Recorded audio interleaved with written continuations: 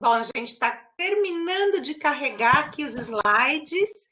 Eu Ah, acho e que agora já foi. apareceu. Ah, Apareceu. então, agora sim.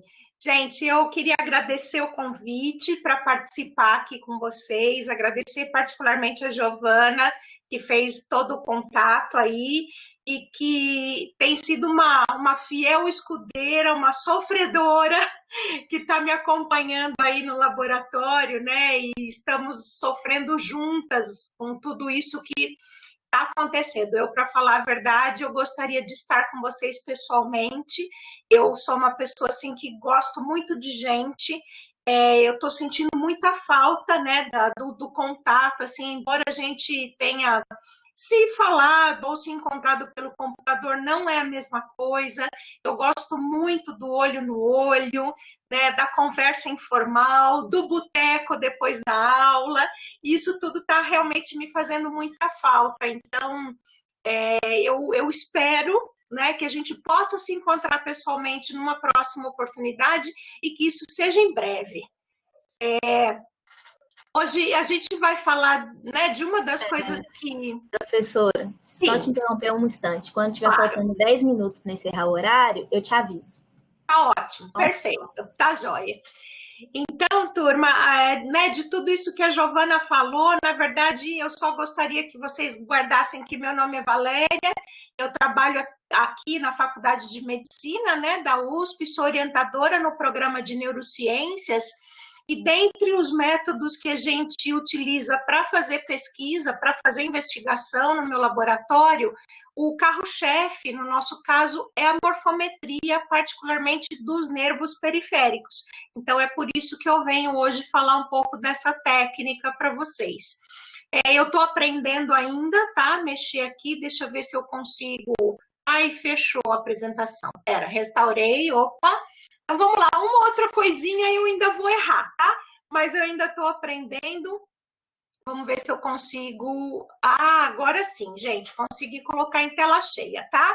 Então, a gente, né, vou falar algumas características da morfometria de nervos, que é uma técnica que a gente utiliza no nosso laboratório para fazer investigação de modelos experimentais de doenças que acometem o sistema nervoso periférico. Então, a primeira informação para vocês, na verdade, é a definição do que é morfometria. É uma palavra que vem do grego, onde a gente tem o radical morfé, que significa forma, e depois metrikos, que significa o ato de medir. Se a gente for fazer essa tradução ao pé da letra, morfometria fica como medida da forma. Na verdade, a gente melhora essa definição um pouquinho mais e deixa aqui, né, como morfometria seria o processo de estabelecer dimensões. E a morfometria, turma, ela não é usada só para nervo ou só para tecidos biológicos. Então, a gente vai fazer, né, a medida de qualquer forma pode ser chamada de morfometria. Houve um congresso em 1981 onde foi um congresso que tratou da morfometria para tecidos biológicos ou para ciências morfológicas, porque até então a morfometria era muito utilizada para fazer medições de irregularidades de terreno por satélite, e a gente considera o pai da morfometria biológica o professor Weibel, e ele descreveu a morfometria como qualquer método que a gente utilize para acessar propriedades estruturais de qualquer tecido e processado de qualquer forma em termos quantitativos, ou seja, a gente vai transformar aquilo que a gente vê em números. Esse é o nosso objetivo principal.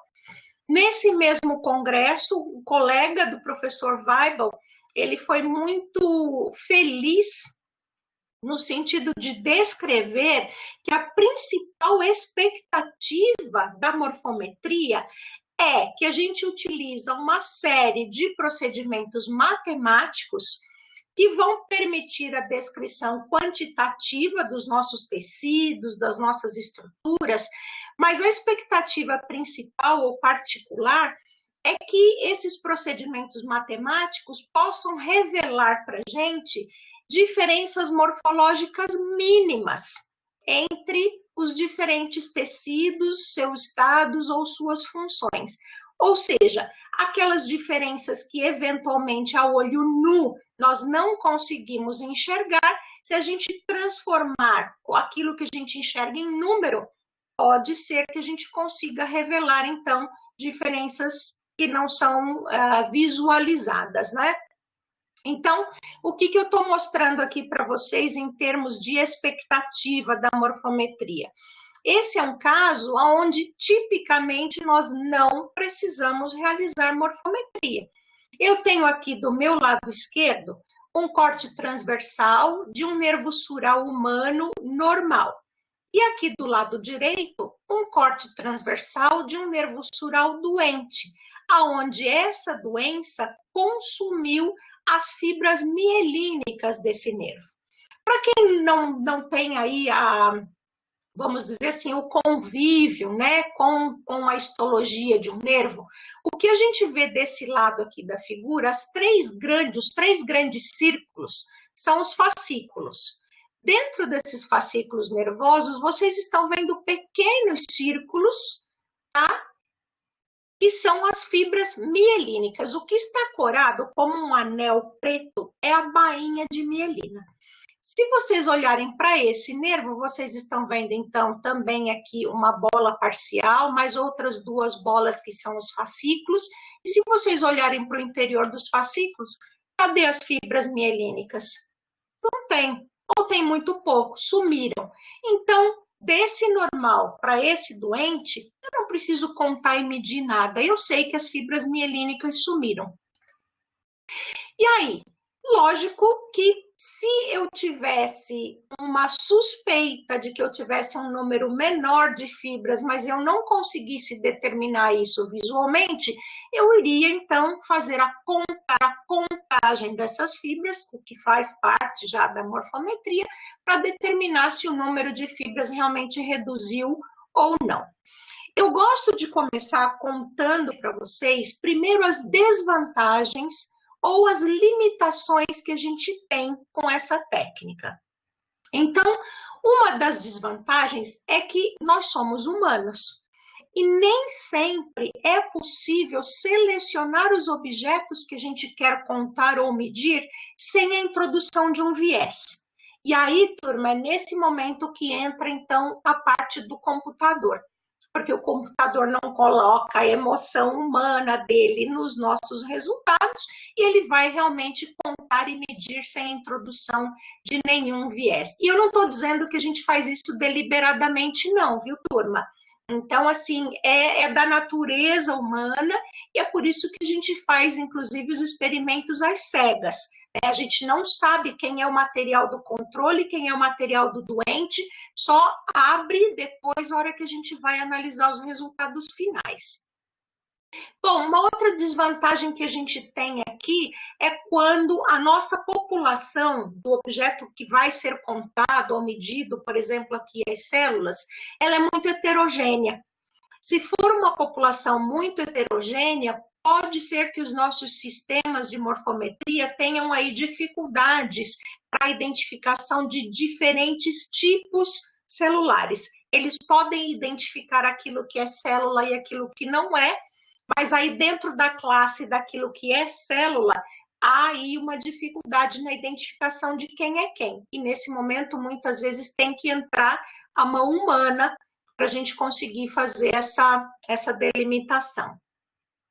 Bom, a gente está falando em tecido biológico e a gente tem que lembrar sempre que esses tecidos, eles foram passados por vários processos, incluindo a fixação e a desidratação durante o seu preparo, antes da gente levar esse material para o microscópio. E a gente precisa lembrar que muitas vezes os compartimentos celulares mudam de volume, de acordo com o tipo de processamento que a gente fez.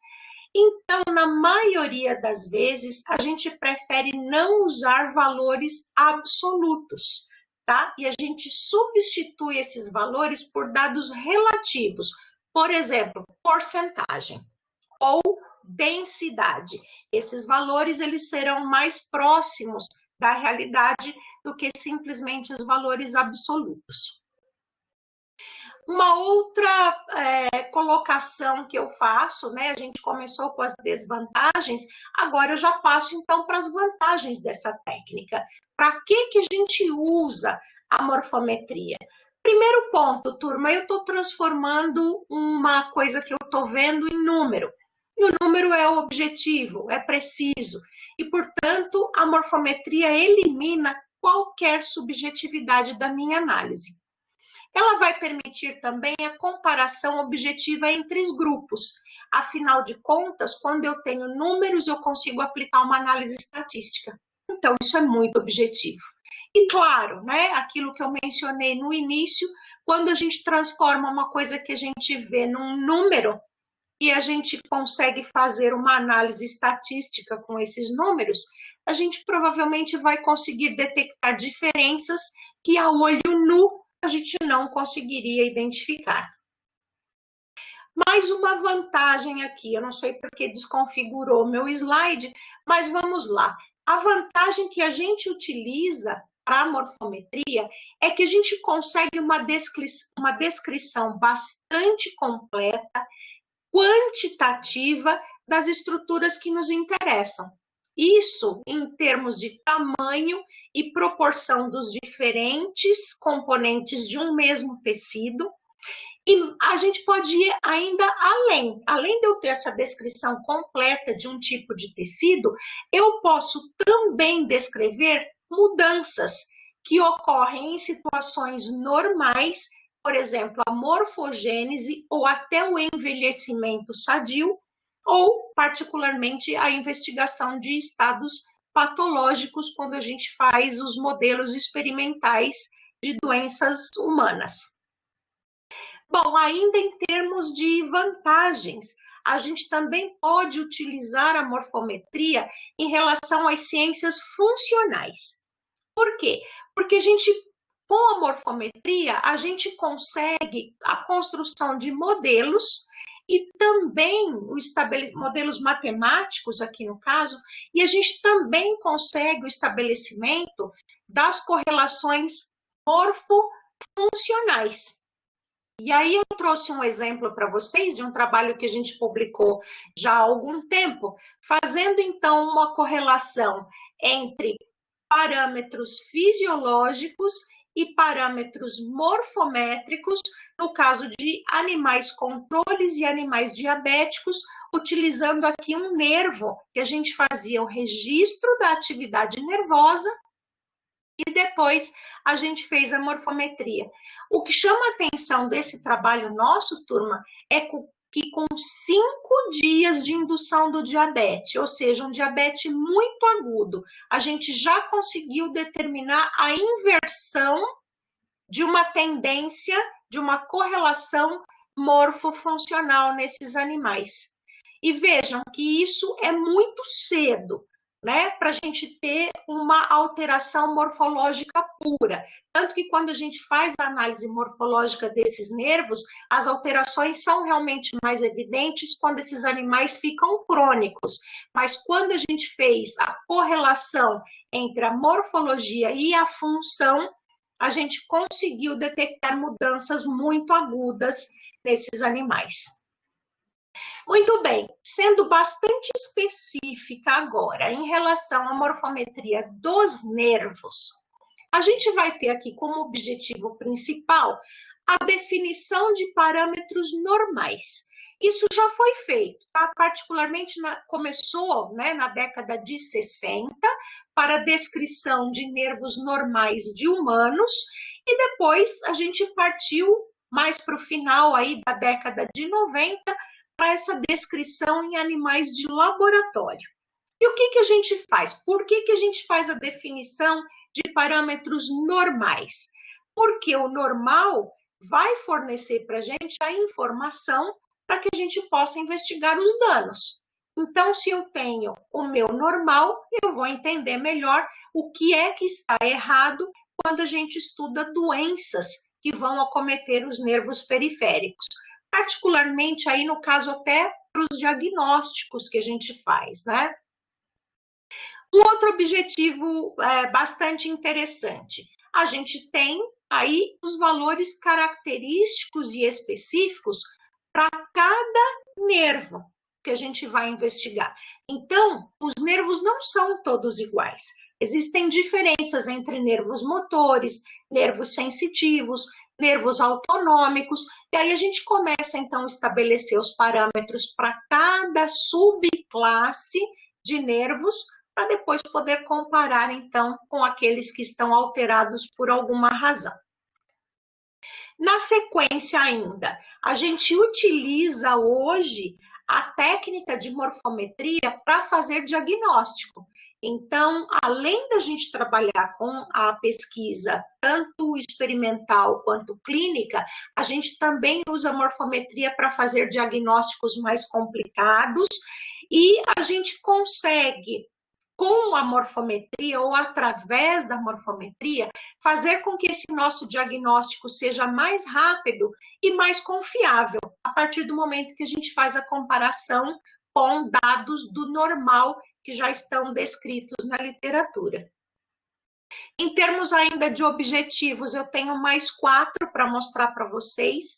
Então, a gente faz morfometria de nervos para que a gente possa caracterizar todas as alterações do interstício do nervo. Então, não é só das fibras, tá? A gente vai analisar tudo que a gente pode contar e medir no interior do tecido nervoso, e aí a gente, essas características, essas alterações, nem sempre elas são visíveis ou estão presentes nos estudos clínicos ou eletrofisiológicos. Então, quando a gente colhe um pedacinho do nervo e faz a morfometria, a gente consegue olhar melhor para as alterações de interstício, não só das fibras nervosas. Quando a gente faz a morfometria e vê essas alterações, a gente consegue, então, começar a inferir os mecanismos ou causas que levaram àquela alteração. E, por fim, nós vamos, logicamente, correlacionar as anormalidades morfométricas com os resultados de velocidade de condução, quando a gente tem esses resultados na mão, ou com os testes que a gente faz nos nossos pacientes, sejam eles sensoriais quantitativos, ou os testes de anormalidades autonômicas. E aí, por fim, turma, basicamente em relação às doenças metabólicas que afetam os nervos, por exemplo, o diabetes, né? Mas a gente tem aí as deficiências de vitaminas também, que a gente não pode esquecer. A gente vai conseguir, então, correlacionar os achados de patologia, ou seja, de alteração desses nervos, com as alterações metabólicas, podendo fazer aí correlações de várias maneiras, como, por exemplo, aquela que eu mostrei para vocês no trabalho que eu apresentei agora há pouquinho. Bom, como que a gente faz morfometria de nervo? Quais são as técnicas que a gente pode utilizar para realizar essa morfometria? Basicamente 2. Ou a gente vai analisar esse nervo em nível de microscopia de luz, ou a gente vai analisar esse nervo em nível de microscopia eletrônica de transmissão. Normalmente, a gente não pula etapas. Então, primeiro, sempre a microscopia de luz.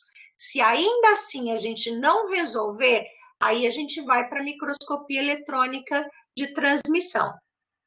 Isso quando nós estamos falando de morfometria para diagnóstico. Para pesquisa científica, aí sim, a gente vai da microscopia de luz e termina a microscopia eletrônica de transmissão. Quais são os parâmetros que a gente consegue obter na morfometria através da microscopia de luz? A gente começa, turma, olhando o nervo de fora para dentro, tá? Então, a gente vai olhar lá fora o número de fascículos que esse nervo tem. Depois, a gente mede a área desses fascículos. Nós vamos olhar os vasos capilares que estão no interior desses fascículos. Vamos contar todas as fibras mielínicas que estão no interior desses fascículos, e aí, número de fibras por área, a gente determina a densidade de fibras. Isso em termos de fascículo como um todo. Aí a gente começa a prestar atenção individual para cada uma das fibras mielínicas do interior desses fascículos. Então, a gente faz a medida da área e do diâmetro de cada uma das suas fibras e também do seu axônio. Para quem não tem aí não está acostumado, né, com essa terminologia, fibra é o conjunto entre o axônio mais a bainha de mielina, tá? Então, aí a gente faz essas medidas da fibra como um todo, ou seja, incluindo a bainha, e também somente da porção neuronal nervosa, que é o axônio. Bom, aí, turma, nós temos aqui toda a área ocupada pelas fibras mielínicas, a gente faz o somatório, tá? E tem aqui a porcentagem, a gente calcula, já que nós temos a área dos fascículos e a área de todas as fibras mielínicas, a gente calcula agora a porcentagem da área fascicular que é ocupada por essas fibras. E por fim, turma, nós distribuímos aqui as nossas fibras, particularmente o diâmetro, tanto da fibra quanto do axônio, através de histogramas de distribuição de tamanho. E aí eu vou mostrar um exemplo aqui para vocês, também de um experimento que nós fizemos com diabetes, aonde nós temos aqui um histograma de distribuição de tamanho do diâmetro das fibras, desse lado, do diâmetro dos axônios, desse lado. A linha vermelha mostra para a gente o histograma dos animais controles e as barras em cinza mostra para a gente o histograma de distribuição dos animais diabéticos. Então, vejam, olhando aqui para o diâmetro das fibras, ou seja, incluindo a bainha de mielina, vocês estão percebendo aqui que os animais controles, eles têm um histograma que está deslocado aqui para a minha direita. A gente faz, inclusive, o estudo do segmento proximal e do segmento distal dos nervos, porque a maioria das neuropatias, ela começa de distal e caminha para proximal. E com isso a gente consegue, inclusive, determinar se o nervo foi afetado já como um todo, ou se a doença está no seu começo, porque ela está presente distal, mas não proximalmente. Então, vejam aqui como a distribuição do histograma distal é diferente. Vejam como o pico para fibras de menor diâmetro se destaca no grupo dos diabéticos. E isso fica muito mais evidente quando a gente olha só para o diâmetro do axônio. Olha aqui em nível distal, houve a inversão do pico. Nós temos o pico dos animais controles com diâmetro de 1,5, enquanto que dos animais diabéticos o pico ficou em 1, ou seja, indicando para a gente um desvio desses histogramas para a esquerda, para as fibras de menor calibre. Existe um outro parâmetro morfométrico que a gente usa só para nervos, que é bastante interessante e que se chama razão G. Em 1951, um pesquisador britânico chamado Rushton, ele descreveu que a razão ideal entre o tamanho ou o diâmetro do axônio e o diâmetro da fibra completa, para que essa fibra conduza na sua velocidade máxima, a razão seria ideal de 0,6. E aí, turma, acreditem em mim, apesar da ilusão de ótica, essa figura mostra do lado de fora o tamanho da fibra igualzinho o dessa. E aqui, quem diminuiu foi o tamanho do axônio. E aí, quando nós temos uma redução do tamanho do axônio, a razão G dessa fibra tende ao número 0. Tá? 0 dividido por qualquer número vai ser 0. Se por acaso acontecer uma diminuição da bainha de mielina, agora acreditem em mim novamente, esse círculo interno que representa o axônio é exatamente do mesmo tamanho desse, só houve uma redução da bainha de mielina. Nessas situações, a razão G tende a 1. Um número dividido por ele mesmo é igual a 1. E nessa situação, nós teremos aqui uma diminuição da espessura da bainha de mielina, que pode significar duas coisas para a gente. Ou que essa bainha está diminuindo, ou seja, essa fibra apresenta uma desmielinização, ou essa fibra pode já ter perdido a sua bainha e está entrando em processo de remielinização. Nós sabemos que uma fibra mielínica remielinizada nunca atinge o tamanho que ela era antes de perder a sua bainha de mielina.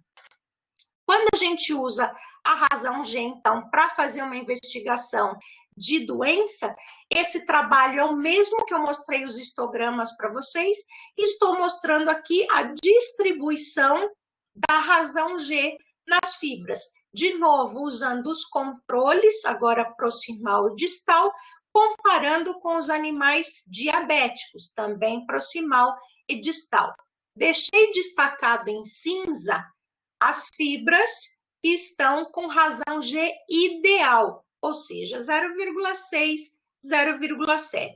Aqui o controle, deem uma olhada como esse histograma se desloca em direção ao 0, e particularmente no segmento distal, como o histograma dos diabéticos se desloca em direção ao 0. E aí, com esses achados, a gente chegou à conclusão de que os nervos desses animais diabéticos estavam passando por um processo de atrofia axonal. Muito bem, turma. Além da razão G, existem outras maneiras da gente estudar a relação entre a bainha de mielina e o axônio. Então, a gente pode fazer a medida da área da bainha de mielina, a gente pode medir somente a espessura da bainha de mielina, e quando a gente vai para nível de microscopia eletrônica de transmissão, se a gente quiser, a gente pode contar até quantas voltas essa bainha de mielina dá ao redor daquele axônio, calculando então o número de lamelas de bainha de mielina para cada fibra. Existe uma análise que se chama análise de regressão e cálculo de coeficiente de correlação, onde eu mostro aqui para vocês um trabalho que nós fizemos investigando somente a relação entre a bainha de mielina e o axônio em animais normotensos e animais hipertensos. E a gente mostra desse lado esquerdo, meu esquerdo da figura, a relação que existe entre os animais normotensos e aqui, desse lado da figura, a relação que existe nos animais hipertensos. A gente já tinha percebido que a bainha de mielina dos nervos dos animais hipertensos não se apresentava da mesma forma que a bainha de mielina dos animais normotensos, mas a gente não conseguia descrever qual era a alteração até que a gente fez que utilizou dessa técnica morfométrica para mostrar para vocês que vejam a relação entre a área da bainha de mielina e o diâmetro é muito menor nos animais hipertensos do que nos animais normotensos. E ainda assim existe uma população de fibras grossas aqui nos animais normotensos que simplesmente desaparece nos animais hipertensos. E essas relações são significativamente diferentes. Então, a gente conseguiu mostrar com esse trabalho que a hipertensão experimental altera a relação entre bainha de mielina e axônio, que é fundamental para a manutenção da velocidade de condução ideal. Bom, turma, E aqui, mais uma vez, né, só para mostrar que é possível usar essa relação, essa correlação entre tamanho de bainha e tamanho de axônio, também para fazer descrição de nervos normais, como a gente fez aqui para um nervo que não tinha sido investigado até então para essa correlação. Bom, eu comentei com vocês que ainda em nível de microscopia de luz, a gente pode fazer um estudo somente de vasos capilares dos nervos.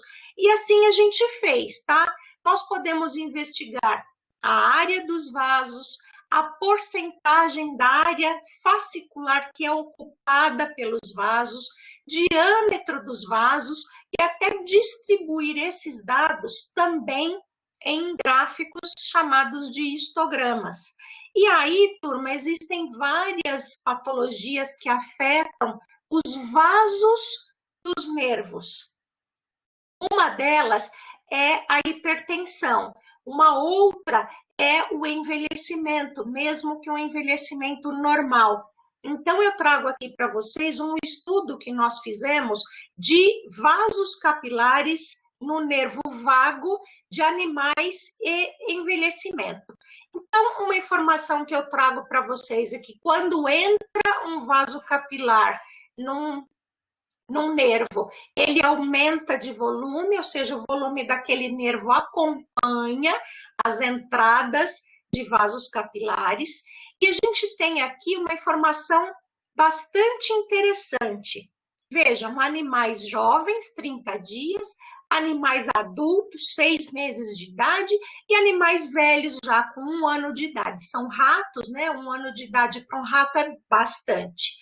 Vejam que ao longo de um mesmo nervo, existe alteração em relação à quantidade e tamanho dos vasos capilares, de maneira que num animal jovem, nós vamos encontrar uma área menor de vasos no segmento proximal, e conforme esse nervo vai caminhando para a situação distal, essa porcentagem aumenta. Ou seja, num animal jovem, eu tenho maior chance de uma isquemia em situação proximal do que em distal. Agora, olha o que acontece com o envelhecimento. A gente percebe que a relação entre área de vasos e área de fascículo diminui com o envelhecimento, de forma que os meus animais mais velhos têm maior chance de apresentar uma isquemia nervosa se eu comparar com os meus animais jovens. Então, muita informação morfométrica somente com o estudo de vasos. Vejam que dentro de um nervo, como ele tem muita coisa, você pode escolher uma das estruturas para estudar.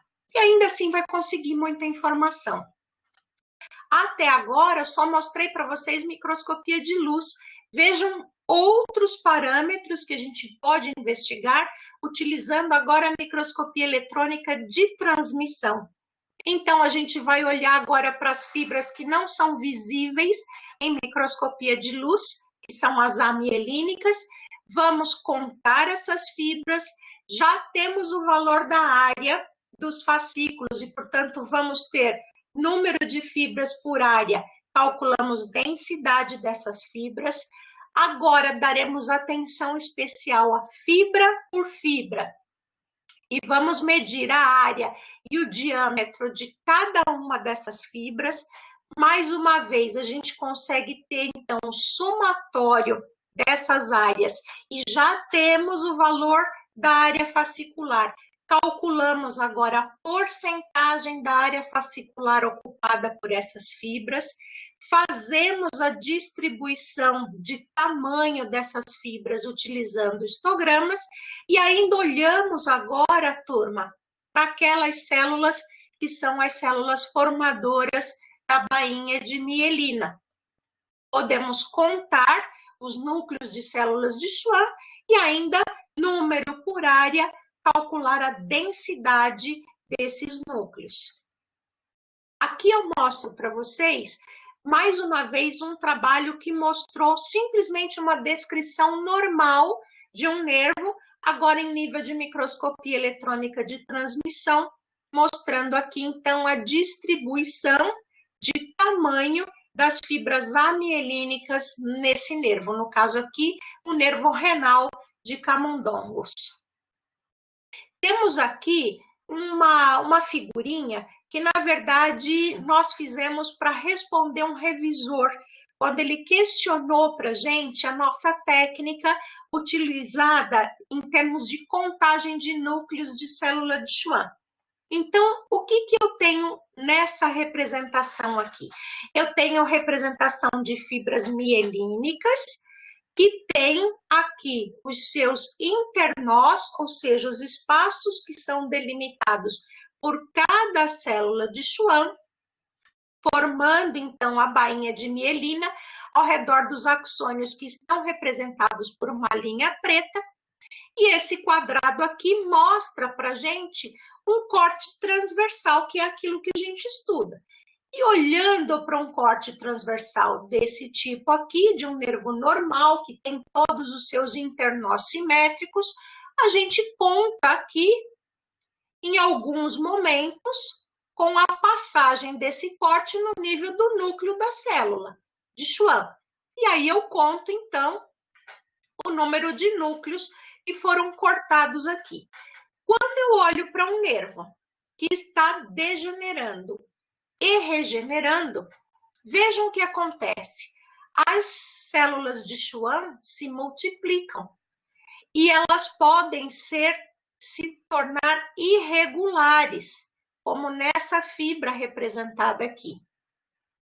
Quando eu faço um corte transversal desse nervo, vejam o que acontece com o número de núcleos de célula de Schwann que são cortados transversalmente. A chance de eu cortar um núcleo nessa situação é muito maior. E, portanto, quando eu comparo o número de núcleos de um nervo normal com o número de núcleos de um nervo alterado, a chance de eu ter um aumento no número de núcleos é muito grande. E foi isso que eu tive que explicar para o revisor, para que ele pudesse aceitar o nosso trabalho, então, quando ele questionou que o corte transversal não era adequado para a gente fazer a interpretação do número de núcleos de células de Schwann. A gente acabou de mostrar aqui, com um desenho bastante simples, que é adequado. Turma, eu já estou caminhando para o final. Existem 3 técnicas que a gente usa para fazer morfometria atualmente. A primeira delas, que na verdade nem é atual, ela foi a primeira que foi desenvolvida, é a técnica de morfometria manual. E eu vou mostrar para vocês vantagens e desvantagens das 3 técnicas. Então, começando pela morfometria manual, normalmente, quem faz morfometria manual não precisa ter um sistema para morfometria. A gente faz isso com régua, com compasso. Então, é um sistema de baixíssimo custo e que está disponível em qualquer situação, em qualquer laboratório. Ainda, a gente pode e considera como morfometria manual quando a gente usa uma mesa digitalizadora. Lá no meu laboratório mesmo, a gente tem uma mesinha pequenininha que a gente compra na internet ou qualquer casa de informática que chama Bambu. E a gente pode fazer a morfometria manual usando essa mesa digitalizadora, porque ela tem uma vantagem em relação aí à régua compasso, né? Que a gente obtém os dados com maior rapidez. É um método que ainda assim é relativamente barato. E como hoje a gente tem acesso muito fácil aos microcomputadores, a morfometria utilizando a mesa digitalizadora, ela evita, né, elimina a necessidade da gente ter que reentrar os dados numa planilha de computador. E aí, então, isso diminui a chance da gente errar a digitação de um valor. Esse valor já vai ser entrado diretamente. Desvantagens. Gente, fazer morfometria de nervo é muito tedioso. A gente olha para aquele nervo e tudo que a gente vê é bolinha. Tudo que a gente está fazendo é bolinha. Até o template do meu slide aqui é bolinha. Então, realmente é tedioso, é consumidor de tempo, é consumidor de esforço do pesquisador. Eu tive até uma aluna que desenvolveu uma epicondilite, tá, durante o doutorado dela, de tanto fazer morfometria. E a gente pode ainda, sem querer, né, a gente pode cometer erros na obtenção das nossas medidas, particularmente quando a gente já está muito cansado, né, de fazer a morfometria manual. Então, né, a principal desvantagem aqui é que, no nosso caso, para nervo, quando a gente faz a morfometria manual e a gente está super cansado, o nosso olho vai chamar atenção ou vai olhar com mais carinho para as fibras grandes. E aí a gente corre um risco de negligenciar as fibras pequenas. E se a gente fizer isso, né, a gente vai tender a deslocar as nossas curvas das nossas medidas sempre para os números maiores, né? E isso vai causar uma super representação dos nossos valores. Então, em termos de ainda de limitação, a fadiga do observador, a fadiga ela vem muito rápido e isso vai acabar fazendo com que a gente examine um número pequeno de campos microscópicos. E aí a gente vai ser limitado aí à análise de 100 ou 200 fibras, lembrando que nós temos nervos aí que tem 4.000 fibras para a gente analisar. Então, realmente, a gente reduz muito o tamanho da nossa amostra.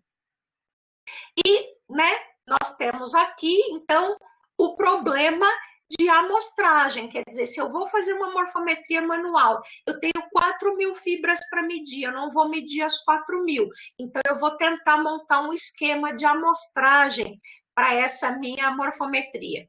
E aí eu trago um trabalho aqui que entrou nesse problema e os autores fizeram o seguinte: quando a gente faz a morfometria do que nós chamamos aí de praticamente 100%, a gente faz uma varredura do endoneuro desse estilo aqui, o estilo que a gente chama de estilo de serpente. Depois, então, eles assim fizeram. Só que aí eles fizeram outros tipos de amostragem das fibras, tá? Aqui uma amostragem de campos aleatórios, uma amostragem de campo em forma de T, a amostragem em forma de X e a amostragem em forma de quadrado aberto. Tudo isso do mesmo nervo. E aí as conclusões que esses autores obtiveram é que a variabilidade dos dados foi tanta entre os diferentes métodos que nenhum deles permitiu acesso preciso, nem ao número de fibras e nem ao histograma de distribuição dessas fibras. Mais ainda, a conclusão aqui, turma, é que para se realizar um estudo amostral de um nervo, para que o resultado fosse compatível com aqueles estudos que examinam 100% do nervo, o número de fibras estudadas tinha que ser em torno de 2/3 do total. E quem faz 2/3 faz o nervo inteiro. E aí não tem jeito de errar, né? Bom, o que ficou decidido então? Ok, morfometria manual é muito complicada, não tem jeito. Aí surgiram os computadores, isso veio aqui nas décadas de 80, 90, então computadores com muita memória, os programas automáticos. O que foi pensado? Simples, vamos colocar o computador para fazer as medidas para a gente. Bom, excelente, né? A morfometria automática, ela permite a medida de vários parâmetros de um mesmo objeto simultaneamente. Ou seja, o computador identifica e ele mede tudo, a área, o perímetro, o diâmetro, tudo, de maneira muito rápida e muito eficiente. A morfometria automática, turma, eliminou os passos intermediários que a gente usava antes. Eu fiz isso no meu mestrado. A gente usava fotografia, depois revelava os filmes, fazia ampliação dessas fotografias e fazia aí todas as contagens e medidas de forma manual. Então, tudo isso sumiu com a entrada dos computadores para morfometria. Bom, já que é assim, né, ficou muito fácil, porque todos os estudos que implicavam na medida de um grande número de objetos tiveram seu tempo muito reduzido. Então, né, ficou muito tranquilo para que a gente fizesse essas medidas. E ainda a gente não precisava mais fazer amostragem, né?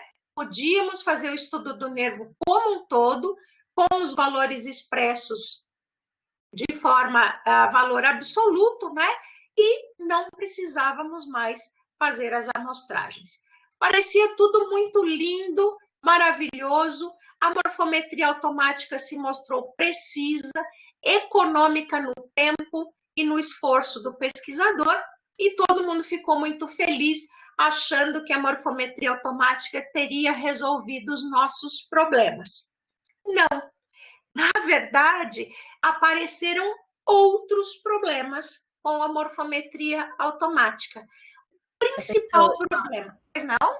Te interromper rapidinho, falta 10 minutos. Ah, tá jóia. Eu já estou caminhando para o final. Tá bom. Gente, o principal problema que apareceu aqui com a morfometria automática é que o computador identificava outras estruturas que nós não queríamos nem contar e nem medir, particularmente no caso dos nervos. Esse computador identificava bordas externas de núcleos, por exemplo, como se fossem fibras, e aí ele não era capaz de discernir entre borda externa e borda interna para medir e fazer o cálculo dos tamanhos das bainhas de mielina. E aí a gente teve dificuldades de dizer para o computador o que era uma fibra e o que era para ele medir, e aquilo que não era uma fibra e que ele não poderia medir. Então, o que começou a acontecer com a morfometria automática? Quando a gente limitava muitos parâmetros para os computadores, ou ele falhava na contagem de fibras pequenas, e aí a gente modificava os parâmetros, e aí o que ele fazia? Acrescentava nas nossas medidas artefatos ou outras estruturas que não são fibras, por exemplo, os núcleos de fibroblastos ou núcleos de células de Schwann. Então, esse foi o nosso principal problema com a morfometria automática. E aí, como tudo nessa vida, né? Então a gente saiu de um lado do pêndulo, que é a morfometria manual, passou para o outro lado do pêndulo, a morfometria automática. E hoje a gente chegou num equilíbrio, que são as técnicas de morfometria semi-automática. E aí, então, nós temos as vantagens, que são, primeiro, o fato de que ela ainda é mais rápida que o método manual. Segundo, que os métodos semiautomáticos, eles permitem agora que nós, usuários, tenhamos uma interação com o computador. E aí a gente pode ensinar para o computador. Isso você mede, isso você não mede. E a gente, inclusive, consegue excluir das nossas imagens aqueles objetos que são artefatos de preparo histológico, por exemplo, e que a gente não deseja que aquela estrutura seja contada ou medida. Bom, aí, turma, existe aí a interação, né, que foi a melhor coisa, vamos dizer, que aconteceu em relação à morfometria semiautomática, mas, lógico, com ela veio aqui o encarecimento do método manual, então não é todo laboratório que tem o equipamento para que essa morfometria semiautomática consiga ser realizada. E nós ficamos assim, como faz bastante tempo que eu trabalho com morfometria, e eu comecei fazendo morfometria manual, nós ficamos em dúvida se a morfometria semiautomática reproduziria os resultados da morfometria manual que a gente já tinha obtido no laboratório, senão a gente teria que voltar tudo para trás e fazer tudo de novo. Então, o que nós fizemos? Isso aqui foi a tese de mestrado de um aluno meu, aonde ele estudou um nervo pequeno de tamanho, porque ele ia ter que fazer morfometria manual, e ele fez o seguinte: fez a morfometria manual de todos esses nervos, e aqui eu tenho uma imagem que mostra o negativo, ou seja, fotografou, ampliou, tudo direitinho, mostra o negativo que ele utilizou para as fotografias. E aí ele comparou as medidas manuais que ele fez de todos os nervos com o método semiautomático que a gente tinha desenvolvido no nosso laboratório. E nessa figura, então, eu mostro uma imagem binária desse mesmo nervo, que era a imagem depois de limpa que o computador iria medir. E quando nós fizemos, então, a comparação, tá? Tamanho de fibras, tamanho de axônios, distribuição de histogramas, nós vimos que não houve diferença entre o método manual e o método semiautomático que nós tínhamos desenvolvido, permitindo, então, a comparação dos resultados entre si. E aí? Aí veio uma outra pergunta. Será que eu consigo, na morfometria semiautomática, que depende da interação do observador com o computador, será que eu consigo o mesmo resultado com diferentes observadores? Nós fizemos essa pergunta e essa foi uma tese, na verdade, uma dissertação de um outro aluno de mestrado meu, onde ele foi o pesquisador principal e estava recebendo treinamento para fazer morfometria automática por uma outra aluna que tinha sido treinada por mim. Então, eu, como o observador experiente, a minha aluna já de doutorado como observadora intermediária, e o meu aluno de mestrado como observador iniciante. E quando nós fizemos a comparação dos resultados obtidos entre os 3 observadores com a mesma técnica, nós não identificamos diferenças entre os observadores. E esse resultado foi super importante para a gente, porque, por exemplo, eu tenho alguns resultados que foram obtidos por um aluno no laboratório que não deu continuidade. Eu não preciso jogar todos esses resultados fora. Eu posso chamar um outro aluno, dar o treinamento para ele, e ele pode continuar o trabalho com a morfometria semiautomática e que isso não vai trazer nenhum prejuízo para o trabalho. Turma, eu termino aqui, deixando para vocês aqui uma fila de gatos e o meu contato, tá? Se vocês precisarem de qualquer coisa, me coloco à disposição de vocês.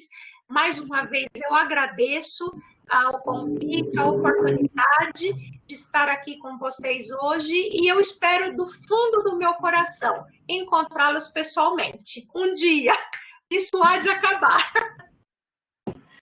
Obrigada, professora Valéria, pela excelente aula. Obrigada. E alguém teria alguma pergunta para fazer para a professora? A gente ainda tem uns minutinhos antes da próxima palestra. O pessoal está digitando. A gente espera. Se quiserem abrir o microfone, né? Se quiserem abrir o microfone para perguntar. Então, só elogios. Oh, gente, obrigada. Saudade, viu, de uma sala de aula, de verdade. Tá doido.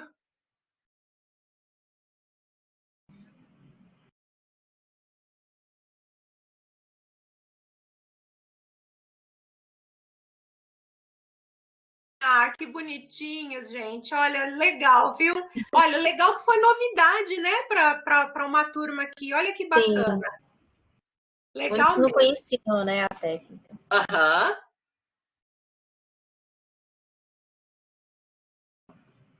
Que bacana. Dá para fazer muita coisa, turma, com morfometria. Claro que eu trabalho mais com sistema nervoso, né? Mas assim, o pessoal faz com coração, com fígado, com rim, com músculo, né? A gente vai começar a trabalhar com músculo agora no laboratório. Tem medula espinal, áreas do encéfalo de maneira geral, gânglio da raiz dorsal. Dá para contar e medir tudo o que vocês quiserem, né? Desde que a gente saiba o que a gente está procurando. Então, é uma técnica, assim, bem polivalente mesmo. É uma coisa que eu gosto de trabalhar, porque fica objetivo. A partir do momento que você tem um dado objetivo, não tem como contestar, né? A gente que trabalha com histologia sempre mexeu muito com aquela coisa assim, olha, parece que tem isso, eu acho que tem aquilo, ou então o sistema de cruzes, uma cruz, duas cruzes, três cruzes. Agora não, agora a gente tem um número. 100 é 100, 90 é 90, 80 é 80. Então, isso facilita muito a vida da gente. Sim, sem dúvida. Então, professor, já que ninguém tem pergunta, agradecemos novamente a participação. Obrigada, Gi. Tá bom? Bom, se quiser continuar aí para a próxima palestra. Isso, eu vou fechar meu microfone, minha câmera, né? E fico aqui com vocês até o final, tá bom? Tá bom. Professora. Tem que parar a apresentação, né? Sim, surgiu uma pergunta aqui, se tem alguma indicação de livros ou matérias sobre esse tema. É do Gabriel, né?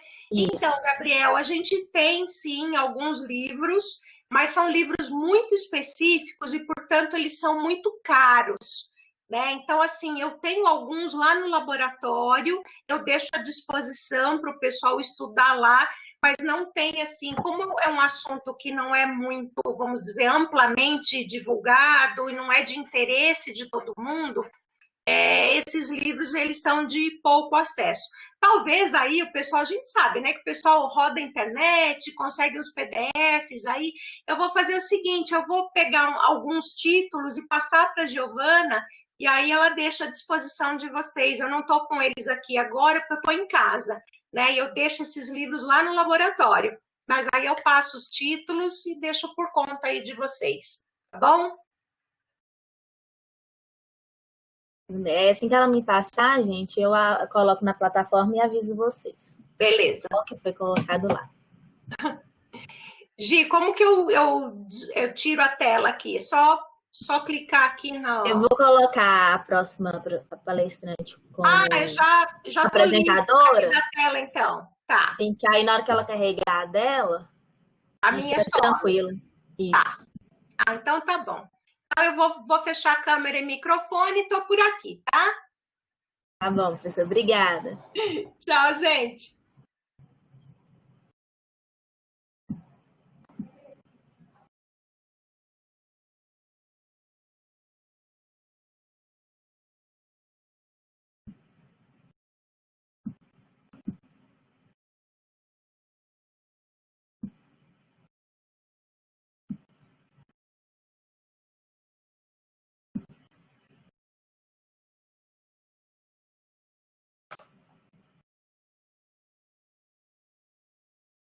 Milene? Senhora Milene, você está escutando? Oi, Giovana, tô sim. Você já está como apresentadora. Aí você pode ou carregar sua apresentação ou compartilhar sua tela. Sinalzinho de mais do lado esquerdo. Achou? Achei.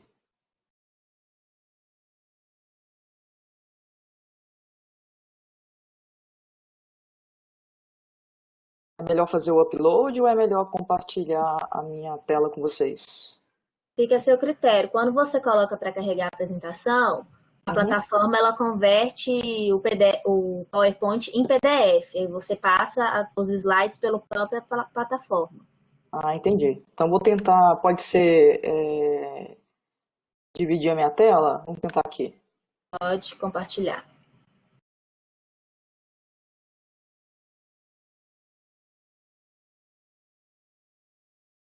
Carregando.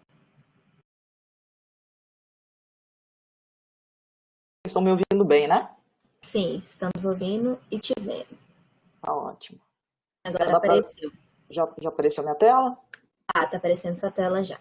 Eu só vou passar um slide para ver se vocês conseguem já. Consegue ver? Passou, conseguimos Passou, né? sim. Tá Sim, ótimo, Giovana. Tá todo mundo conseguindo ver também. Eu vou fazer a sua apresentação para os alunos. Uhum. Então, agora a gente vai dar início à palestra da professora Milene Rodrigues Camilo. Ela possui graduação em Medicina pela Universidade de Ribeirão Preto. Ela possui residência médica em Neurologia, com complementação especializada junto ao Departamento de Neurociências e Ciências do Comportamento da Faculdade de Medicina de Ribeirão Preto, da USP, na área de Neurofisiologia Clínica. Fellowship em Neurologia Vascular e Neurosonologia, na mesma instituição, na Faculdade de Medicina de Ribeirão Preto. Mestre em Ciências Médicas, na área de Neurologia, pelo Departamento de Neurociências e Ciências do Comportamento, aqui da Faculdade de Medicina de Ribeirão Preto, da USP. Doutora em Ciências Médicas, na área de Neurologia, também pela Faculdade de Medicina de Ribeirão Preto, da USP. Fez doutorado sanduíche em Selpstal, na Universidade de Berna, na Suíça. Atualmente, ela é neurologista assistente no Hospital das Clínicas, da Faculdade de Medicina de Ribeirão Preto, da USP, coordenadora da unidade de AVC e preceptora dos residentes de neurologia. Os principais campos de pesquisa clínica envolvem as doenças cerebrovasculares e os distúrbios respiratórios do sono. Você só pode dar início à sua palestra quando estiver faltando 10 minutos para finalizar o tempo, eu vou te avisar. Perfeito. Tá bom? Qualquer coisa você já me avisa, né? Se o áudio ficar ruim ou se não passar os slides, tá bom? Sim, eu vou te dando notícias. Tá ótimo, então. Obrigada. Boa noite, pessoal. Desde já agradeço aí o convite. Estou muito feliz de estar aqui com vocês. Na verdade, vai ser mais uma conversa. Minha aula, espero, que provavelmente não vai ser longa, vai ser bem curta, para a gente ter tempo para a gente discutir. Eu acho que isso é o mais importante no final, tá bom? Então, a minha aula vai ser sobre doença cerebrovascular, né, da pesquisa aos avanços clínicos.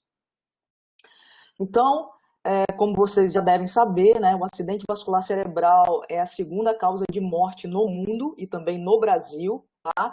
E a primeira causa de incapacidade no Brasil. Então, 1 a cada 4 de nós, infelizmente, teremos um AVC ao longo de nossa vida, né? Isso é uma notícia ruim, mas durante a aula eu vou dar 2 notícias muito boas para vocês. Com a expectativa de vida aumentando, né, cada vez mais, e aqui são em relação aos anos, né, até 2020, aqui no Brasil, então a gente percebe que a nossa expectativa de vida está aumentando, né? E a idade é um fator de risco muito importante para o acidente vascular cerebral. Então, quanto mais idoso, maior a chance de ter um AVC, tá? Então, a primeira boa notícia que eu vou dar, depois dessas má notícias, né, é que acidentes podem ser evitados. E como? Fazendo medidas preventivas. Tá? Então, o que nós sabemos é que alguns fatores de riscos modificáveis, né, como eu disse, a idade, infelizmente, é um fator de risco não modificável, mas esses aqui a gente pode intervir.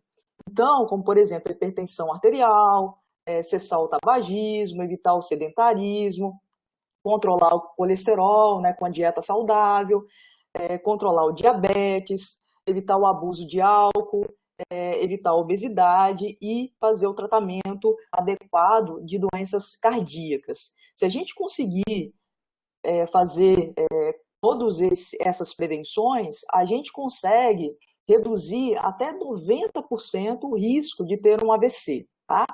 O AVC acontece em qualquer faixa etária, não é só idoso que tem AVC, adolescente tem AVC, jovem tem AVC, até criança tem AVC. É claro, com uma frequência diferente entre eles, tá? Mas o AVC pode acontecer em qualquer idade. Em relação aos tipos de AVC, a gente tem o mais frequente, em torno de 80% a 85%, é o acidente vascular cerebral isquêmico, tá? Onde ocorre uma oclusão de algum vaso, qualquer vaso desses, que vai levar sangue para o cérebro. Então, eu tendo uma oclusão desse vaso, aquela região do cérebro já não tem mais os nutrientes, né, o oxigênio adequado, e os neurônios nessa região irão morrer, causando, então, os sintomas e os sinais sugestivos de um acidente vascular cerebral. Tá? Por outro lado, a gente tem em torno de 15% a 20% o AVC hemorrágico. No AVC hemorrágico, a gente tem um extravasamento de sangue. Então, as pequenas arteríolas, né, do cérebro, elas se rompem, tá? E aí eu vou ter um extravasamento do sangue para o parênquima cerebral. Tá? Embora ele seja de menor frequência, ele é o mais grave de pior prognóstico. Diferente do infarto agudo do miocárdio, né? No infarto a pessoa tem dor, e aí essa dor, né, esse desconforto faz com que ela procure o atendimento médico mais rápido possível. No acidente vascular cerebral, eu não tenho dor, né? Eu tenho apenas, alguns pacientes vão ter um desvio da boca, vão ficar fraco de um lado do corpo, às vezes essa fraqueza é mínima e a pessoa acha que vai melhorar, então ela não procura o atendimento médico, né? Ou então o paciente fica tão grave que às vezes ele fica sem falar, ele não consegue falar, ele não consegue se mexer e não consegue chamar por ajuda. E às vezes o familiar não mora com essa pessoa, né? E só vai encontrar essa pessoa depois de algumas horas ou até outro dia com esse quadro em casa sozinho. Tá? Então, a gente tem essa dificuldade da pessoa procurar o atendimento médico o mais rápido possível, porque, como vocês vão ver na minha fala daqui em diante, o AVC ele é uma emergência médica. Então, a pessoa tem que rapidamente procurar esse atendimento. Tá? Então, quando falha a prevenção ao AVC, né, a gente não consegue controlar esses fatores de riscos, não preciso desesperar, porque a segunda boa notícia que eu vou dar é que o AVC tem tratamento. Tá? Então, antes da gente chegar no intra-hospitalar, onde o paciente vai receber esse tratamento, a gente precisa, então, orientar as pessoas, né? E por isso as campanhas, né, esse ano, a gente teve, a semana passada, a Semana do Combate ao AVC, então todo ano a gente tem as campanhas, para a gente orientar a população, o reconhecimento dos sinais e sintomas e o que deve fazer quando tiver algum familiar com esses sinais, né? Então, a primeira coisa é a identificação desses sinais pelo paciente ou familiar, ou algum amigo, né, algum conhecido que possa reconhecer. Depois, a gente sempre orienta ligar para o SAMU, que é 192, tá? Não é ir para o posto de saúde, tá? Porque isso você vai perder tempo e tempo para a gente é fundamental, tempo é cérebro. E depois, né, de ligar 192, o SAMU então vai à casa do paciente, vai reconhecer os sinais e sintomas de AVC, né, e vai encaminhar então esse paciente para o hospital que oferece o tratamento. Então, não adianta encaminhar esse paciente para outro hospital que não tem o tratamento adequado para oferecer. Tá? E chegando no hospital, aí vai ser um time que vai correr contra o tempo, realmente, para fazer uma tomografia de crânio. Essa tomografia, na verdade, é para a gente excluir o sangramento, né? Então, aqui é uma tomografia que é praticamente normal, eu não estou vendo nada aqui. O sangue na tomografia fica branco, então se tivesse uma mancha branca aqui, seria um AVC hemorrágico. E aí, no caso de AVC hemorrágico, está contraindicado o tratamento que eu vou falar para vocês, né? Porque esse tratamento, na verdade, pode causar sangramento, então, no AVC hemorrágico eu não trato dessa forma. E aí eu vou decidir, a partir dessa tomografia, se eu vou ou não realizar esse tratamento específico para o acidente vascular cerebral isquêmico, tá? E depois disso o paciente vai, então, para a unidade de AVC. Só para vocês terem ideia, aqui em Ribeirão Preto, a gente faz parte da DIR, né, do Departamento Regional de Saúde 13, tá? A DIR é composta por 25 municípios, em torno aí de 1.300.000 habitantes. E que dispõe em torno de 771 leitos para internações clínicas, entre enfermarias e unidade de terapia intensiva, e sendo 37% desses leitos se concentram nesse complexo do Hospital das Clínicas da Faculdade de Ribeirão Preto. Tá? Então, aqui é a unidade de emergência, né, onde os pacientes vão chegar, e 8% dos pacientes com suspeita de AVC isquêmico chegam no HC, em tempo hábil para fazer esse tratamento específico que eu vou falar para vocês. Tá? Então, vocês observam que, embora o AVC seja muito frequente, é uma doença que é muito frequente, vai causar uma mortalidade alta e uma incapacidade grave, apenas 8% dos pacientes chegam em tempo de fazer esse tratamento para a gente tentar reverter essa situação. Né? Então, assim, muito ainda tem que ser feito com as campanhas de orientações.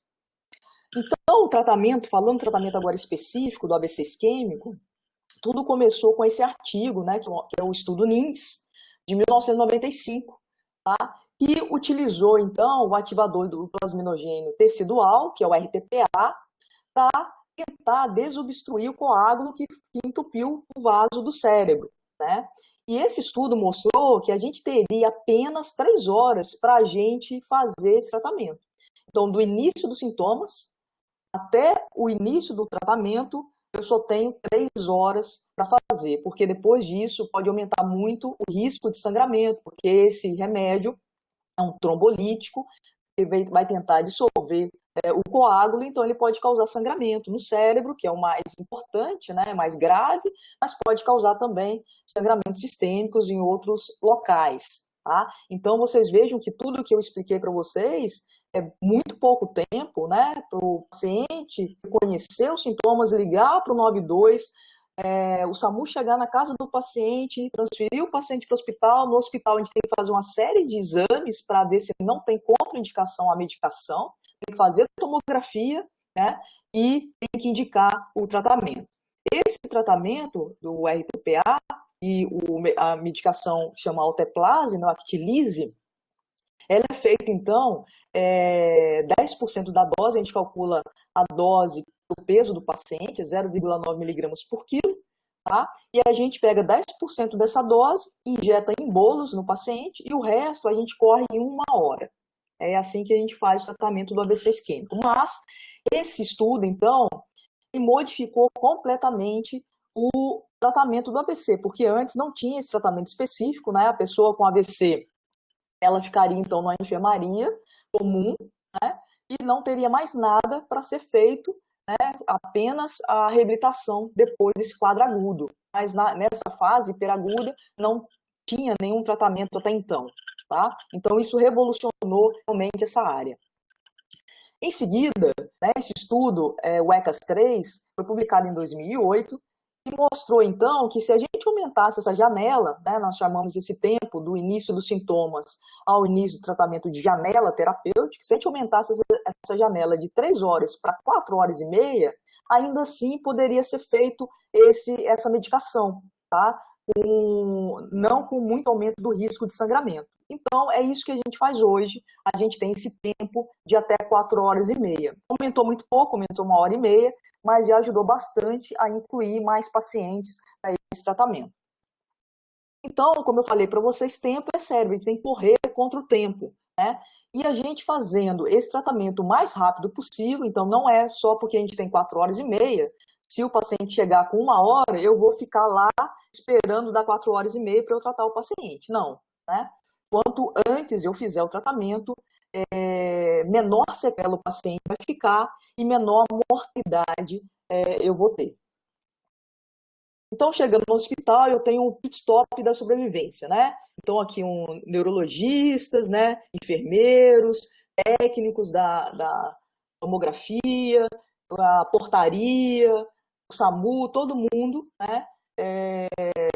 Quando o paciente chega, então, pelo SAMU, essa equipe inteira vai atender esse paciente, né? E todo mundo é avisado previamente que o paciente vai chegar no hospital para a gente se preparar para esse atendimento rápido. Então, um residente leva o sangue para o laboratório, o outro residente colhe a história com o familiar, com o próprio paciente, se ele puder conversar, e o outro residente já vai examinando o paciente, e cada um tem sua função, né? Porque a gente reduz muito o tempo e a gente consegue fazer esse tratamento o mais rápido possível.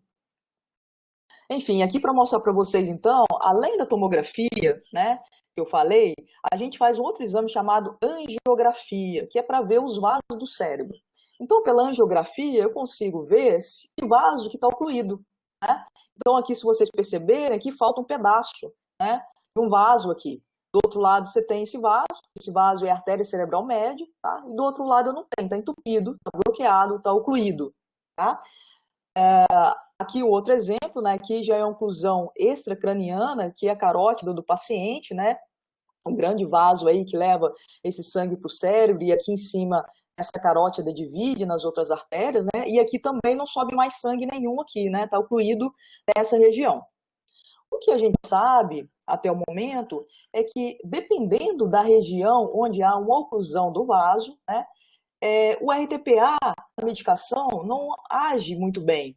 Então, por exemplo, se eu tiver uma oclusão nessa região aqui, que é nessa, mais ou menos um pouco mais baixa do que essa região aqui, só 6% consegue abrir com a medicação, né? Nessa região aqui que está assinalado nessa figura, apenas 30%, tá? Então, assim, é baixa, né, a taxa de recanalização, mas nem por isso eu vou deixar de fazer a medicação se o paciente não tiver contraindicação, tá? Mas, por esse motivo, pensando nessa taxa de recanalização um pouco baixa, nessas oclusões que nós chamamos de oclusões proximais, surgiu, então, outro tratamento que é chamado de trombectomia mecânica. Tá? A trombectomia mecânica nada mais é do que um catéter, igual um cateterismo cardíaco, né? É um catéter que é colocado, então, na artéria femoral do paciente, ou pode ser feito também no braço, né, na artéria radial, e você coloca, então, esse catéter até onde está o trombo, né, a oclusão do vaso, e esse catéter, então, se abre e tenta puxar esse coágulo, desobstruindo, então, a circulação, tá? Então, surgiram alguns estudos, principalmente a partir de 2015, para mostrar o benefício também do tratamento endovascular. Então, um dos mais importantes estudos foi o Mr. Clean, tá? Que foi publicado em 2015, e a gente tem o tempo para fazer esse tratamento um pouco mais estendido do que o tempo para fazer a medicação endovenosa. Então, esse tempo é de 6 horas, do início dos sintomas até a punção da artéria, tá? Então, esse estudo mostrou que o tratamento é eficaz e sem causar complicações graves, né, com o tratamento endovascular. Depois surgiram mais 2 estudos, em 2018, mostrando que esse tratamento poderia ser estendido ainda mais, uma janela ainda um pouco maior, de 16 horas, que foi o caso do DEFUSE-3, e até 24 horas no caso do Down. É claro, eu não vou entrar em detalhes dos critérios de inclusão desses estudos, mas nem os pacientes que chegam no hospital com quadro de AVC, eles podem ser candidatos a esses tratamentos até 24 horas. Vai depender muito de algumas outras características, alguns outros critérios, para a gente oferecer também esse tratamento até 24 horas, tá? Mas aí, com esses estudos, né, e no Brasil a gente não tem disponível esse catéter oferecido pelo SUS, tá? Então no HC a gente faz porque o hospital compra esses devices, esses catéteres, tá? Mas o SUS não oferece, não reembolsa o hospital para fazer esse tratamento específico para o acidente vascular cerebral isquêmico. Então, pensando nisso, o grupo do Brasil, né, os vários centros do Brasil, incluindo Ribeirão Preto, então a gente fez parte desse estudo, tá? Esse estudo, então, ele ofereceu esse tratamento, né? Então foi um estudo com trombectomia mais o RTPA versus o RTPA sozinho, tá? E mostrou que 35,1% dos pacientes que utilizaram a trombectomia tiveram um desfecho depois de 3 meses, melhor do que aqueles pacientes que receberam só o RTPA, o alteplase, tá? Isso foi muito importante, esse estudo, então, foi publicado em uma das maiores revistas da medicina, né, o New England Journal of Medicine, em 2020, esse ano, em julho desse ano, foi publicado, tá? E a gente fez parte desse estudo. Então, isso foi excelente, né? Então, a gente colocou nosso nome aqui no Brasil, né? E a gente, nesse estudo, os pacientes foram tratados com até 8 horas do início de sintomas, né? Então, essa janela de 8 horas é o que a gente utiliza hoje no tratamento endovascular. Então, 4 horas e meia para o tratamento trombolítico, até 8 horas para o tratamento endovascular, podendo, em alguns casos, se estender até 24 horas. Tá? Então, foi uma vitória, né, para todos nós, essa publicação, né? E a partir disso, a partir desse estudo, vai ser possível, então, que o SUS comece a reembolsar o hospital, né?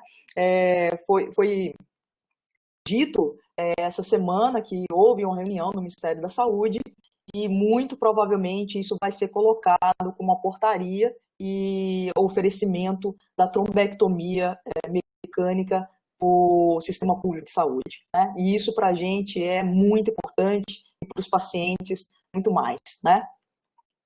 Bom, pessoal, isso então foi uma das contribuições, né? Não dá para a gente falar assim de todos as pesquisas, né? Os trabalhos, os estudos que a gente participou. No finalzinho eu vou mostrar alguns estudos que estão em andamento, né?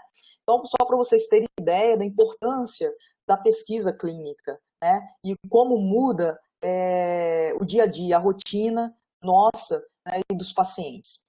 Agora, falando um pouquinho de outra área que eu gosto muito, é a apneia obstrutiva do sono. Também não sei se vocês já ouviram falar, muito provavelmente, que é uma doença também muito frequente, né? A apneia obstrutiva do sono é um importante, grave problema de saúde pública. Tem uma frequência muito elevada, em torno de 32% da população de São Paulo, que foi feito esse estudo por Tufik e colaboradores em 2010, tiveram o diagnóstico de apneia obstrutiva do sono. A apneia reduz a qualidade de vida, né, e aumenta também a mortalidade. Então, a apneia, o que é a apneia, né? São episódios recorrentes de obstrução total ou parcial da via aérea superior durante o sono, resultando numa sensação completa, que a gente chama de apneia, ou a hipopneia, que é uma redução parcial do fluxo aéreo, tá? Apesar da manutenção do esforço respiratório. Então, o paciente ele para de respirar, tá? Completamente ou parcialmente, ele mantém esse esforço respiratório tentando respirar e, de repente, ele volta a respirar, né? Então, aí acontece o ronco, né, durante a noite e os episódios de apneia que podem ser presenciados pelo familiar, né, pelo cônjuge, quem mora com esse paciente. Então, geralmente, o paciente ronca, né, ele tem essas pausas respiratórias e isso vai contribuir com essa piora durante o dia, né? Então, o paciente vai ficar mais sonolento, ele vai ficar, vai ser difícil trabalhar, difícil de se concentrar, né? Porque em todos esses episódios, e às vezes o paciente pode ter muitos episódios por hora, o paciente tem mais de 100 episódios por hora dessas obstruções, né?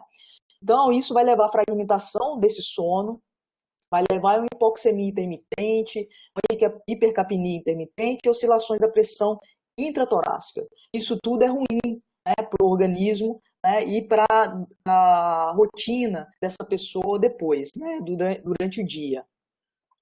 E como é que eu faço o diagnóstico da apneia obstrutiva do sono? Né? Então, o diagnóstico padrão ouro é o exame que é chamado polissonografia.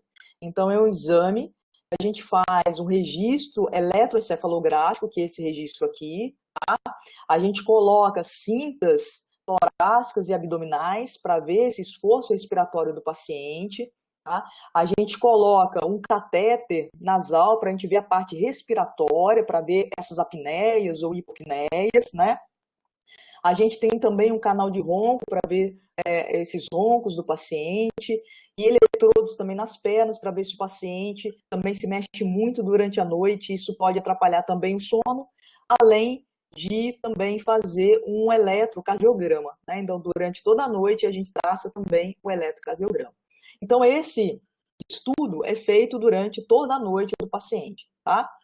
E a partir disso, a gente vai classificar esse paciente, se o paciente tem uma apneia grave, uma apneia moderada ou uma sem apneia, né, ou apneia leve. Então, o que a gente classifica? A gente usa esse índice, que chama índice de apneia e hipopneia, que são números de apneias mais hipopneias, dividido pelo total, né, de hora de sono do paciente. Tá?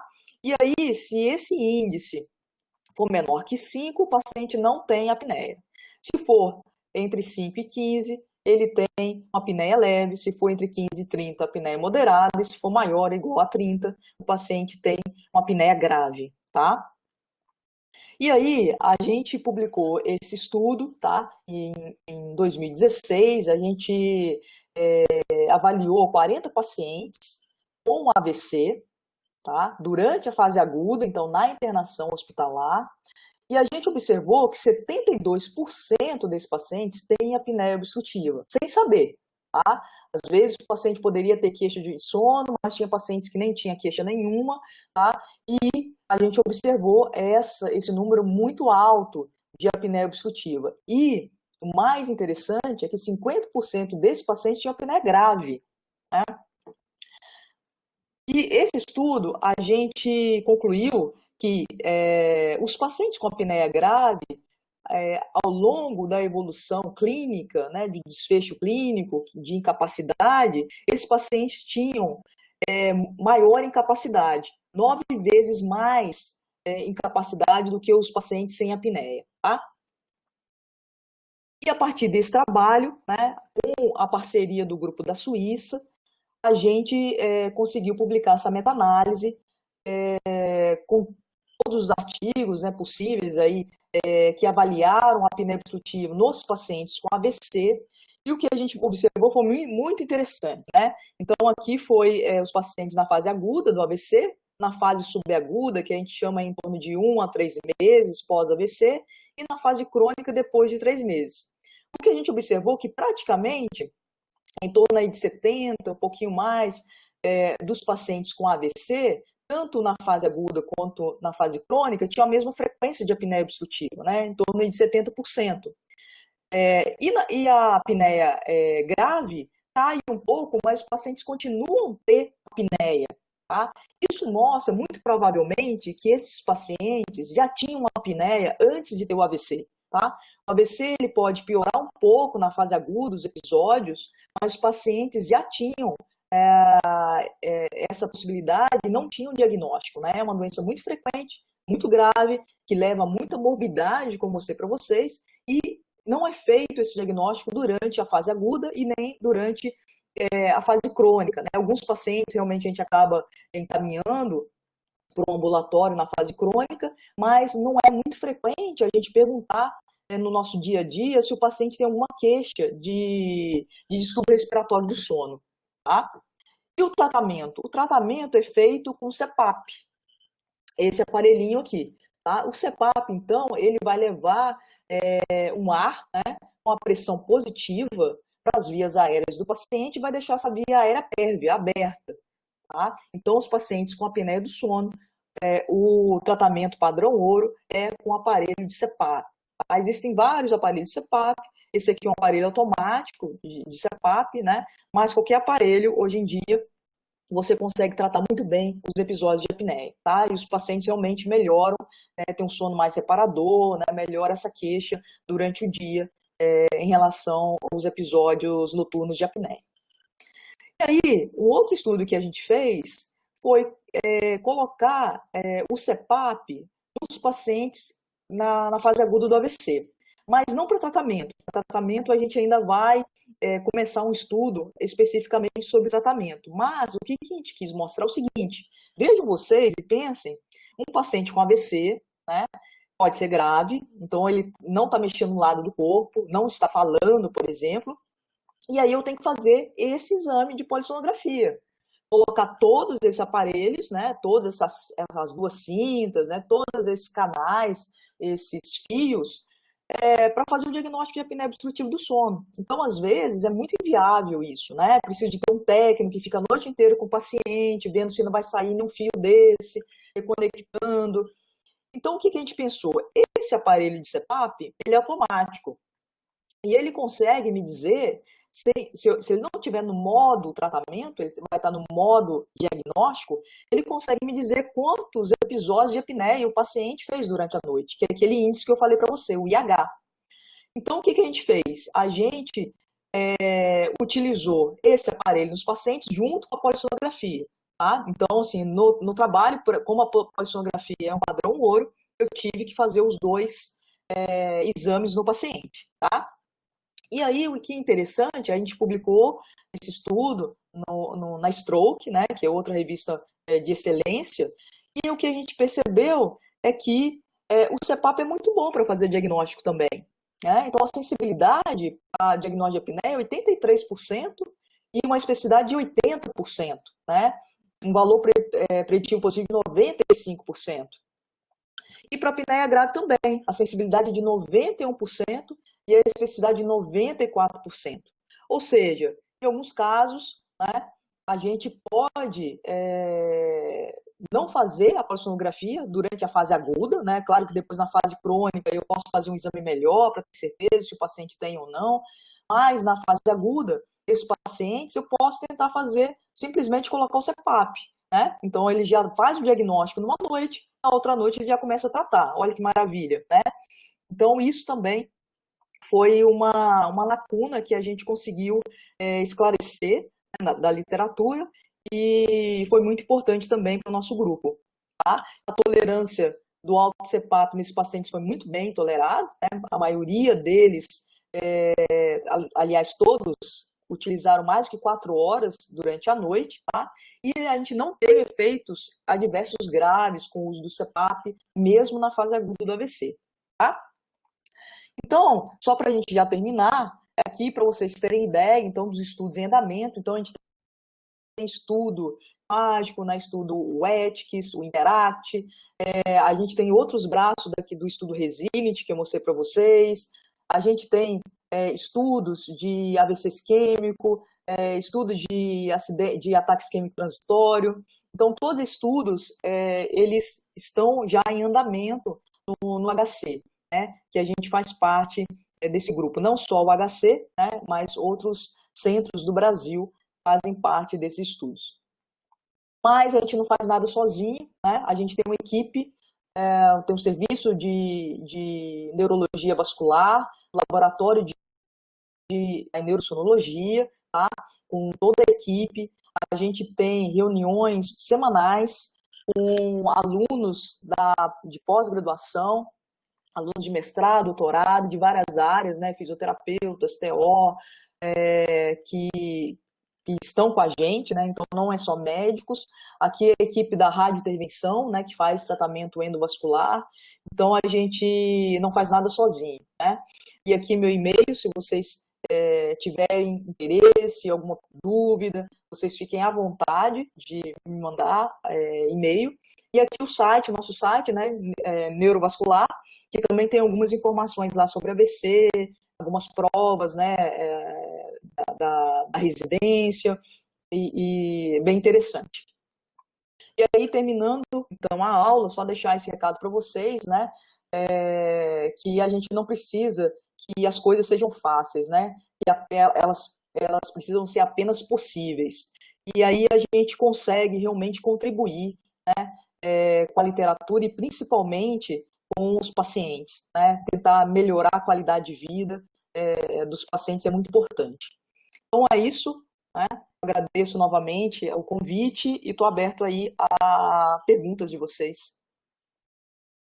Agradecemos, professor Milena. A palestra foi ótima. Agradecemos ter aceitado o nosso convite também. E quem tiver perguntas para a professora. O Paulo tinha perguntado mais cedo, perguntando se existe estudos de disbioses com acidentes vasculares cerebrais. Eu desconheço, Paulo. Você pode falar um pouquinho? Você quer abrir seu microfone e falar um pouquinho? Primeiramente, parabéns. Foi uma palestra maravilhosa, Milene. Eu amei, muito interessante. E existe, né, alguns estudos que relacionam as disbioses, as disfunções da microbiota intestinal Uhum. com alguns problemas, como Parkinson, Alzheimer, Uhum. entre várias outras doenças, né, que estão relacionadas ao cérebro. Eu gostaria de saber se há uma possibilidade, se já existem estudos que pesquisam se há alguma desbiose, se as desbioses elas influenciam para acidentes cardiovasculares ou não tem possibilidade nenhuma disso acontecer ou há uma possibilidade. Uhum. Certo. Então, Paulo, obrigada, viu? Mas realmente eu desconheço, eu não li, né, nenhum estudo, também não fui atrás especificamente. Às vezes, né, se a gente procurar, a gente pode achar alguma coisa. Mas, assim, que eu tenha lido, eu não lembro de ter lido nenhum estudo que fez essa correlação, tá? Ok, muito obrigado. Imagina. Eu tenho uma pergunta. Claro. Então, professora, não sei se a senhora chegou a abordar, a senhora falou que tem dificuldade do SUS em ter o catéter, né? Uhum. No caso, eu queria saber como é de fato esse tratamento no SUS. Eu acho que a senhora falou, mas eu acabei não prestando atenção. O SUS, o Sim. que ele oferece hoje para esse paciente que vai fazer tratamento? Sim, perfeito. Excelente pergunta. Então, o que o SUS hoje ele oferece? Ele oferece o tratamento trombolítico, tá? Ele reembolsa o hospital, tá, com esse tratamento. Antes, em pouco tempo atrás, também não era reembolsável. O hospital que oferecesse o tratamento teria que custear isso por conta própria, tá? Mas hoje existem portarias, tá, do Ministério da Saúde que oferecem, então, o reembolso do trombolítico para os pacientes do SUS. O que não há ainda pelo SUS é o tratamento endovascular, o tratamento que a gente chamei de trombectomia mecânica, que eu mostrei para vocês. Tá? Então, os hospitais que tem poucos hospitais no Brasil que oferecem tratamento, o HC é um deles que oferece, o próprio hospital tem que também comprar esses catéteres não são baratos, né, para oferecer especificamente para os pacientes com AVC isquêmico. Por isso que houve a ideia desse estudo, né, para a gente mostrar também que mesmo os países em desenvolvimento, até aqueles subdesenvolvidos, poderia ser oferecido esse tratamento e os pacientes iriam se beneficiar com esse tratamento, né? Então foi uma forma de mostrar para o Ministério da Saúde, né, que é viável esse tratamento hospitalar, né? Então, a partir disso, a gente espera que, igual o trombolítico, esse tratamento também seja reembolsável e todos os hospitais que têm equipe de radiointervenção, então precisa ter a equipe de radiointervenção, né, o aparelho, que é a arteriografia, para fazer o tratamento, mas que o hospital poderia, então, receber depois esse reembolso do Ministério da Saúde. Sim, obrigado, professora. Imagina. Mais alguém? Lembre os microfones, pessoal, para poder estar perguntando.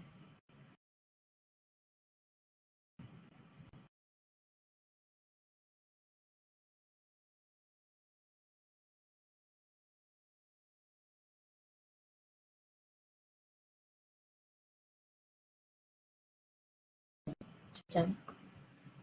Ninguém vai ter mais dúvidas, perguntas?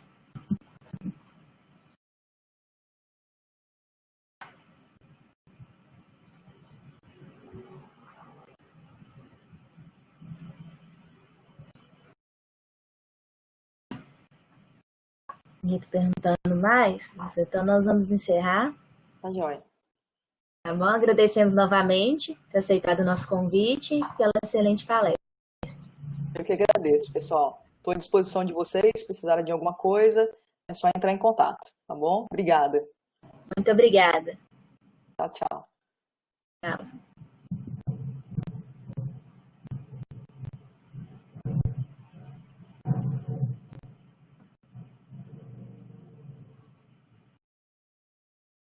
Pessoal, então hoje nós já vamos encerrar. Digitando.